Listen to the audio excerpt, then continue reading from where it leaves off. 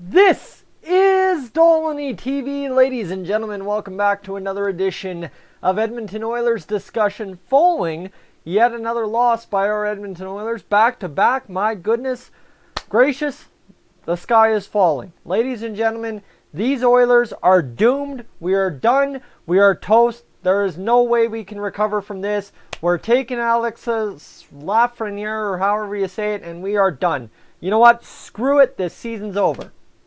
Is what a lot of the chat last night in the live stream seemed to almost be saying to me. That's my take on it, at least. Guys, absolutely, there should be zero panic amongst Oilers fans at this point.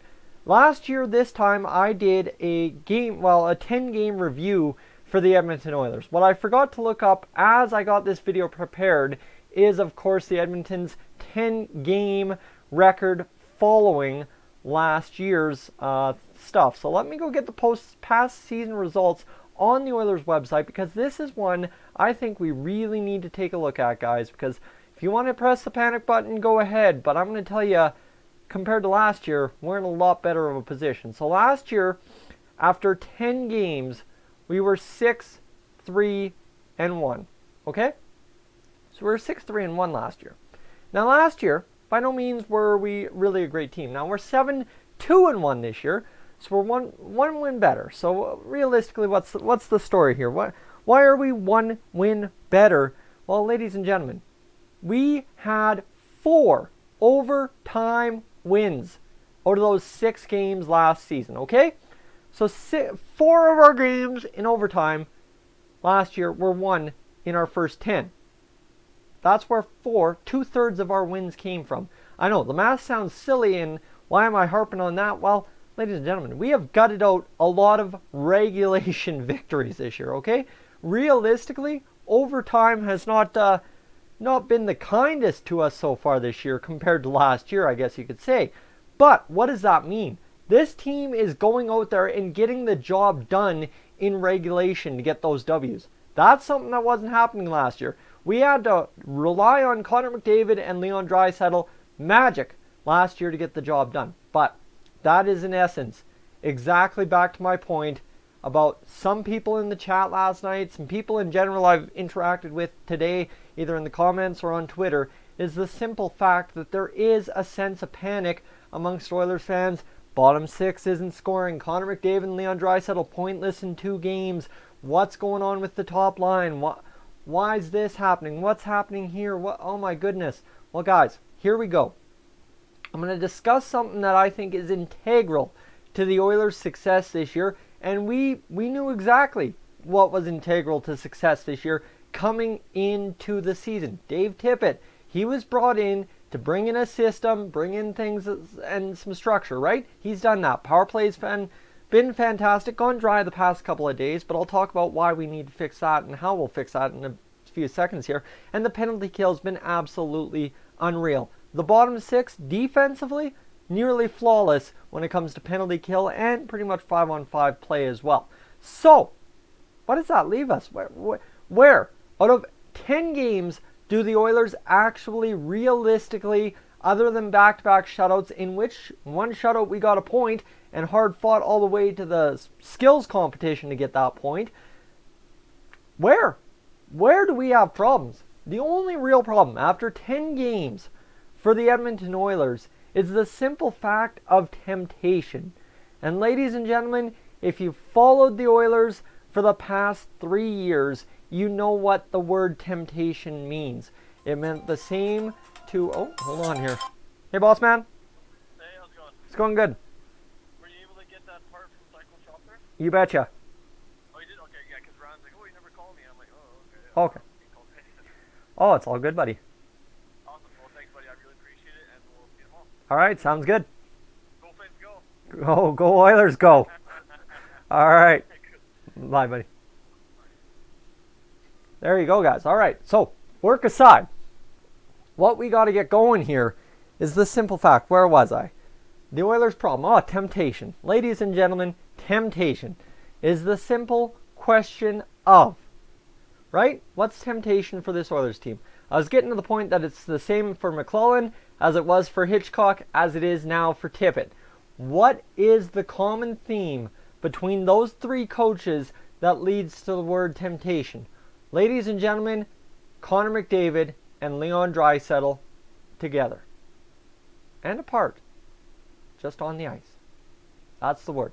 Connor McDavid and Leon Draisaitl are the temptation for the coaches of the Oilers. And what I mean by that, it's a simple study of ice time.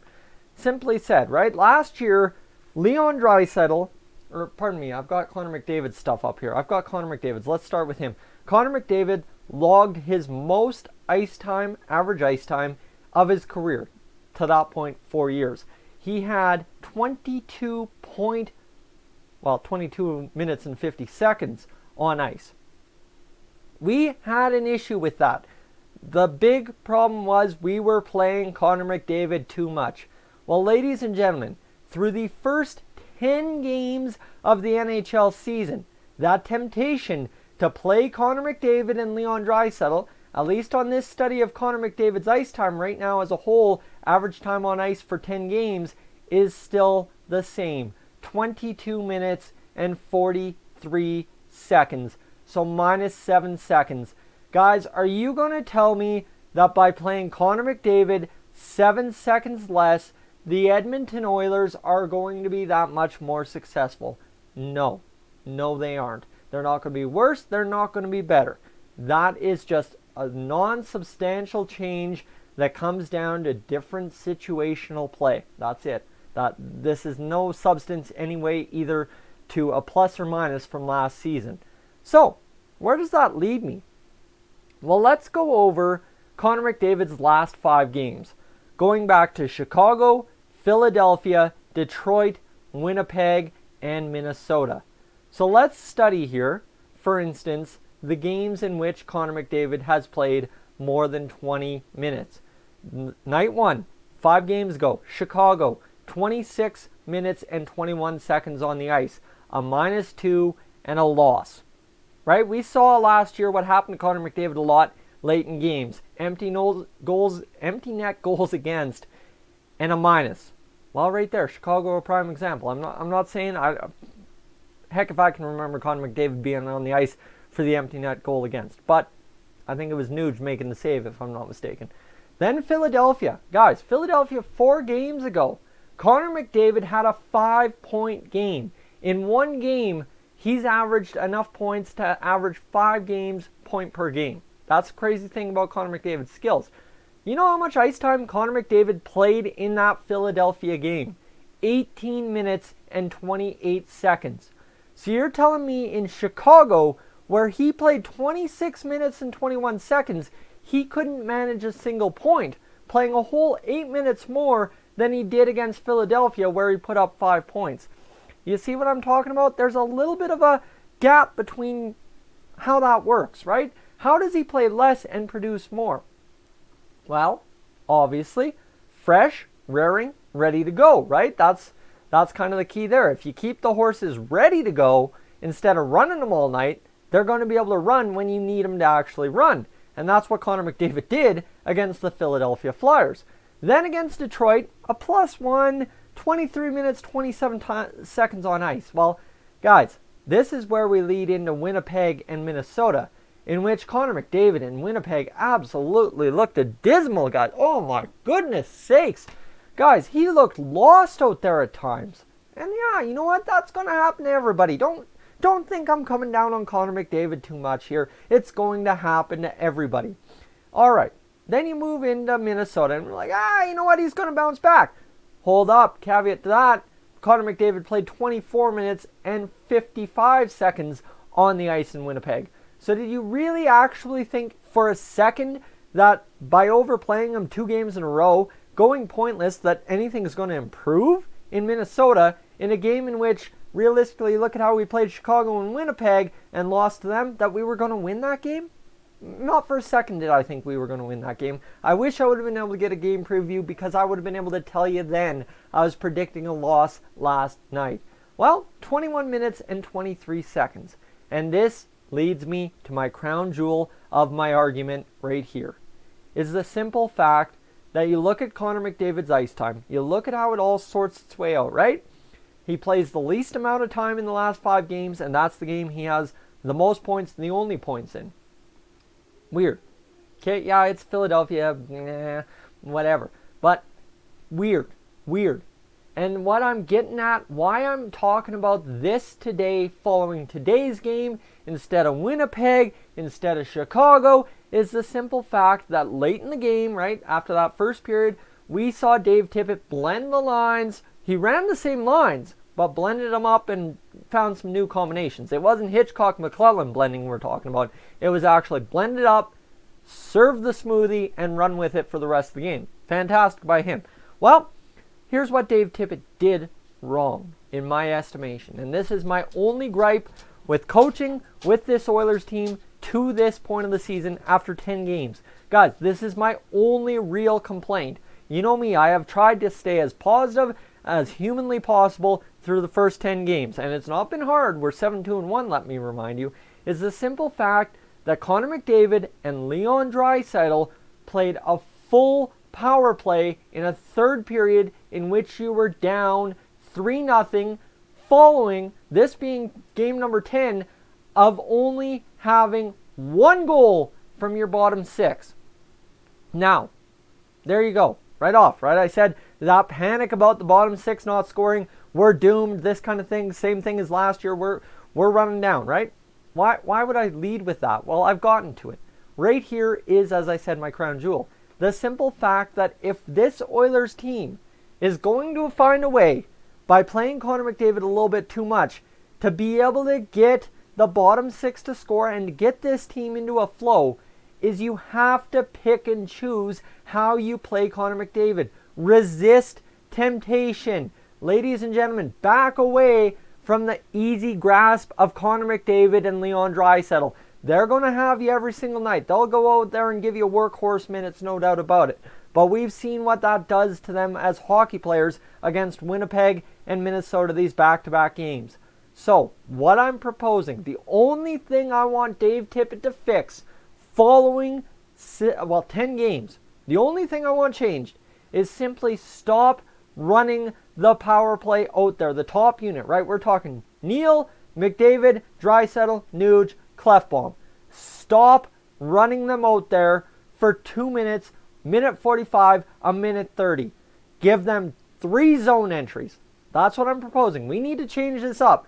Give them 3 zone entries, right? If they set up an attack and do dynamite, they're going to score. We don't need to worry about them playing a minute and a half on the power play if they set up an attack.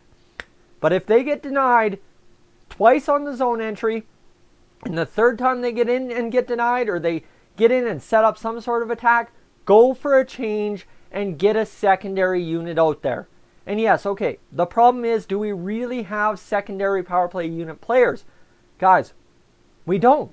We really don't, right? What do you got? Sheehan, Kara, Archibald, Kazian, Chiasson, Yurko, Granlund? We really don't. But are you kidding me that, you know what, giving Granlund and those co a chance on the power play for a minute at this point of the season, that we couldn't find some depth scoring 5-on-4 to get these guys going and to get these guys jump started to get the 5-on-5 play going, right? It is an issue. The bottom 6 lack of scoring is an issue. But how do you afford them chances to score if you're playing Connor McDavid and Leon Draisaitl 22, 23 minutes a night and running them out there every single power play for the full thing? It just logically doesn't add up. Need to give other guys a chance, and once you get some confidence under them, suddenly things change, right? You imagine, guys, if we could have run Toby Reeder out there on the top power play unit and he could have struck one last year, we're talking a completely different roster makeup for this Oilers team than we currently have. However, the temptation to run what works most nights has bit 2 Oilers coaches.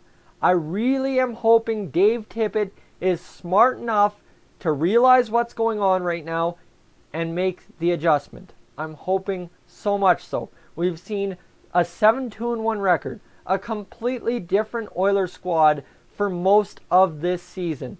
The last thing I want to see is the temptation that is Connor McDavid and Leon Draisaitl, the temptation that, might I add, has sunk two Oilers coaches, lead to the sinking of the new regime that I've placed so much hope in.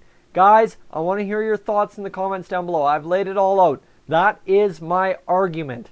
Okay, I have sat in a truck, a dusty work truck, for more than half my day today, and I have thought about this. And I've also had some great conversations, but I have thought about this a lot. You saw me mention it in the community tab. I now want to get your full thoughts in the comments section down below. I don't do 16-minute videos very long or very often, but this one had to get some care into it. Guys, give me your thoughts in the comments section down below. I'm Tyson, this is Stoleny TV. You can always subscribe to stay up to date with the latest Oilers news. I will catch you in the next one.